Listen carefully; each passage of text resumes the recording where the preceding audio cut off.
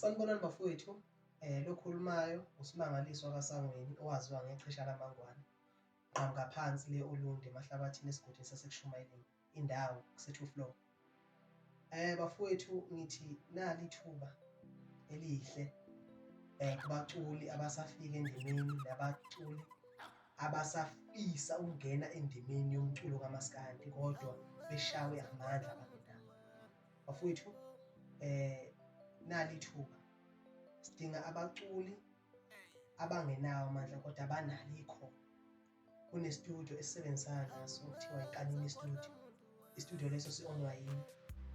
So siphe i-offer yokuthi wonke umculi ofisayo ukuzibonakalisa noma ofisayo ukungena endimeni noma oke warekhoda ngaphambilini washawa ukuthi amandla akanawo, sicela ukuthi bonke labo baculi labo besenzele ama-clip la becula khona, benza ama-clip la bacula khona ebese beya laphana ku-TikTok, uyi-post ividiyo yakho and then ungi-mention noma ungi-tag.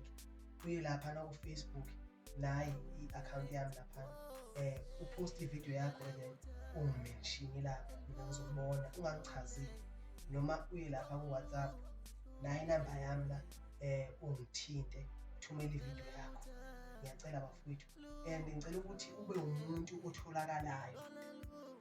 Mina ngokuhlala ngila eGoli eDaveyton emaphupheni, ngicela ukuthi ube umuntu otholakalayo uma udingeka, ungabe ukuthi mhlawumbe awutholakali ngoba lokho kungisensa kabuhlungu. Ngiyacela bafowethu, i-channel yethu-ke laphana ku-YouTube ngicela nishone khona ni-subscribe, Chesha laMangwane ni-subscribe. Ngiyacela bafowethu ukuthi noma kukhona umculi omaziyo, wena obukela le video, uma kukhona umculi omaziyo, ngabe umngani wakho noma owakini, omaziyo ukuthi cha unekhono ukuthi inkinga sekuyiyo nje imali angenayo ukungena e-studio, iNkanini Studio ikhona, nali ithuba elihle. Ngiyabonga.